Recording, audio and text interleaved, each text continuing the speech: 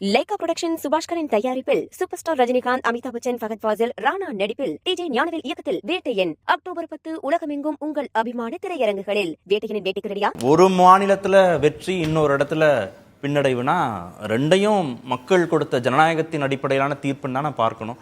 ஏன் ஹரியானா தேர்தல் முடிவை மட்டும் ஏற்றுக்க மாட்டோம்னு திரு ஜெயராம் ரமேஷ் சொல்லணும்?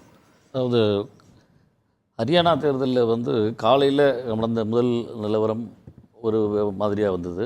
அடுத்து ரெண்டாவது சுற்று எண்ணிக்கைக்கும் போது ஒரு டபுள் இன்ஜின் சர்க்கார்னு சொல்லப்படுகிற நிலையில் இருக்கிறாங்க. விதமான அழுத்தங்கள் கொடுக்கப்பட்டிருக்கு.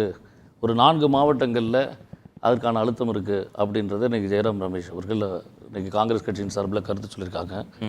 கருத்து கணிப்பை பொறுத்தளவில் அண்ணன் சொன்னது மாதிரி எல்லாருக்குமே ஒரு ஆச்சரியமான ஒரு விஷயம் அதிக வாக்கு வித்தியாச சதவீதங்களை பெற்றுவிட்டு தோல்வியை பெற்றிருக்கிற ஒரு சூழ்நிலை எங்களுக்கு ஏற்பட்டிருக்கிறது. 1% உங்களுக்கும் பாஜகவுக்கும் 1% தான். 1% தான் அது. நீங்கள் கடந்த 2019 தேர்தலை பொறுத்தளவில் 28% பெற்றிருந்த காங்கிரஸ் இன்றைக்கு 41% பெற்றிருக்கிறது. 13% வாக்குகளை நாங்கள் அதிகம் பெற்றிருக்கிறோம். அது அனைத்து தரப்பட்ட மக்களின் ஆதரவை பெற்றிருக்கிறோம். தலைவர் ராகுல் காந்தி அவருடைய பிரச்சாரம், காங்கிரஸ் தலைவருடைய பிரச்சாரம் அதுக்கு கை கொடுத்திருக்குது அப்படின்றதுல மாற்று கருத்து. ஆனால் அது சீட்டாக கன்வெர்ட் ஆகலை அப்படின்றது மட்டும்தான். அதாவது 41% நாங்கள் பெற்றிருக்கிறோம். போன்ற முறையை விட 3% வாக்குகளைத்தான் பாரதிய ஜனதா கட்சி அதிகம் பெற்றிருக்கிறது.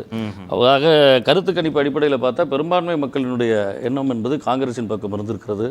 அங்கே பல கட்சிகள் அங்கே பல்முனை போட்டின்ற மாதிரி நிறைய கட்சிகளுடைய வாக்கு எதுன்னு பார்க்கும்போது ஆளும் பிஜேபிக்கு எதிரான மனநிலை ஹரியானாவில் இருக்கிறது. அது ஜாட் நான் ஜாட் இஷ்யூவை பற்றி சொல்லும்போது சொன்னாங்க, விவசாயிகள் பிரச்சனை மற்ற பிரச்சனைகளை பொறுத்தளவில் இந்தியாவின் முழுவதுக்கும் பாரதிய ஜனதா கட்சியின் மீது இங்கே தமிழகத்தில் எப்படி ஒரு மனநிலை இருந்ததோ அது மாதிரியான மனநிலை ஹரியானா மாநிலத்திலும் அங்கே இருக்குது. எப்படி தமிழ்நாட்டில் ஒரு ஆட்சி மாற்றம் மாணவர்கள் போராட்டத்தினால ஏற்பட்டது, அது மாதிரி விவசாயிகளால் ஒரு விவசாயிகளுக்குன்னு ஒரு இயக்கம் அன்றைக்கு சௌதாலா மாதிரி தலைவர்கள், தேவிலால் மாதிரி தலைவர்கள்லாம் உருவாகிறதுக்கு அடித்தளமாக இருந்த ஒரு மாநிலம். அங்கே ஜாதி பிரிவினைகள் எல்லாம் இருந்தாலும் கூட சித்தாந்த அடிப்படையில் சிந்திக்கக்கூடியவர்கள். அந்த விதத்தில் எங்களுக்கு ஒரு ஏமாற்றமாக இருந்தாலும் ஆம் ஆத்மியோட கூட்டணி அமைக்கிறதுல கடைசி வரைக்கும் முடியல. அது சிக்கல்.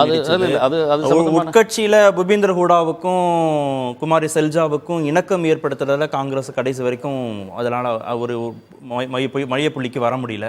இதெல்லாம் நீங்க காரணமா நீங்க பார்க்கலையா? இல்லை, நீங்க இவ்வளதையும் ஒருங்கிணைத்து கிடைத்த வெற்றி தானே 13% வாக்குகள் அதிகரிச்சதுன்றது. திடீர் அந்த வாக்குகள் ஒரு அதிகரித்ததுக்கான காரணங்கள் இவர்களை ஒருங்கிணைத்ததன் மூலமாக, அதற்கு அடுத்து அவர்களை தேர்தல் பிரச்சாரத்தில் ஈடுபடுத்தியதன் மூலமாக கிடைத்த ஒரு ரிசல்ட் தான் நம்ம பார்க்குறோம். துரதிருஷ்டவசமாக ஜனநாயகத்தினுடைய விளையாட்டு, வேடிக்கையான விளையாட்டுகளில் ஒன்று நாங்கள் இப்படி இழந்திருக்கிறோம் அப்படின்ற ஒரு விஷயம்.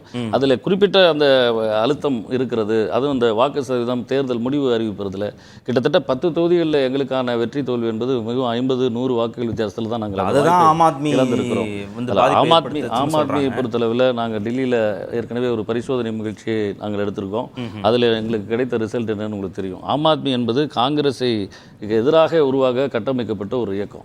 அதோடு இல்லாமல் கண்டிப்பாக ஒரு 1.7% வாக்குகளை தான் அவர் பெற்றிருக்கிறார். இன்னும் சொல்ல போனால் அரவிந்த் கெஜ்ரிவாலுடைய சொந்த மாநிலம் அது, அவருடைய பூர்வீக மாநிலம். அங்கேயே இன்னும் அவரால் கணக்கை ஓப்பன் பண்ண முடியல. அந்த அளவிற்கு அவருக்கு இந்த தேர்தல் ஒரு படிய தோல்வியையும் அதிர்ச்சியும் தந்திருக்கிறது. அவர்களால் இது நான் பாதிக்கப்பட்டதாக நான் கருதலை. விசித்திரங்கள் ஒன்று, ஜனநாயகத்தில் எண்ணிக்கையின் அடிப்படை என்று வருகிற போது வாக்கு சதவீதத்திலே நாங்கள் தவறவிட்டிருக்கிறோம்.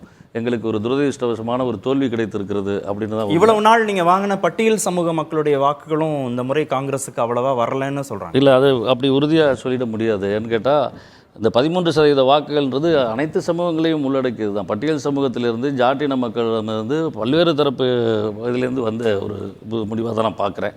அதனால் எங்களுக்கு இதில் ஒரு தேர்தல் பின்னடைவு இருக்கிறது.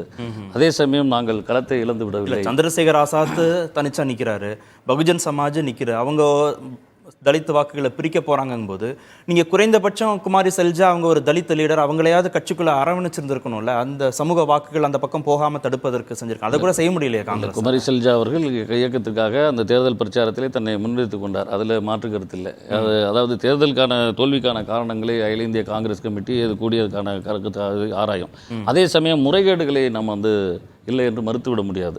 அந்த அச்சம் எங்களுக்கு இருக்கிறது. அந்த கடைசி நேர மாறுதல், அது குறிப்பிட்ட சில பகுதிகளை வந்து ரெண்டு பக்கமும் டபுள் இன்ஜின் சர்க்காருடைய இதை வந்து பலனை அவர்கள் அறுவடை செய்திருக்கிறார்கள் அப்படின்னு சொல்லுறது மாதிரி தொடர்ச்சியாக 10 ஆண்டு காலம் ஆட்சி செய்தவர்கள் அதில் அதிகார துஷ்பிரயோகம் நடந்திருக்கிறது அப்படின்ற அச்சம், அதை நாங்கள் வெளிப்படையாக நாங்கள் அதை என்ன பண்ண போறீங்க? கோர்ட்டுக்கு இல்லை, அதுக்கான சட்ட வழிமுறைகளை எங்களுடைய காங்கிரஸ் தலைவர்கள் எடுப்பாங்க. காங்கிரஸ் காரிய கமிட்டி கூடி அதுக்கான முடிவுகளை இருக்கும். அதே சமயம் காஷ்மீரத்திலே கிடைத்திருக்கிற வெற்றி சாதாரணமாக எடுத்துக்கொள்ள முடியாது. எங்களுக்கு கிடைத்திருக்கிற மிகப்பெரிய வெற்றி காஷ்மீரம் என்பது நாங்கள் வந்து விரிவாக பேசுவோம். லைகா புரொடக்ஷன் சுபாஷ்கரின் தயாரிப்பில் சூப்பர் ஸ்டார் ரஜினிகாந்த், அமிதாப் பச்சன், ஃபகத் ஃபாசில், ராணா நடிப்பில் டிஜே ஞானவேல் இயக்கத்தில் வேட்டையன் அக்டோபர் 10 உலகமெங்கும் உங்கள் அபிமான திரையரங்குகளில். வேட்டையனின் வேட்டைக்கு ரெடியா?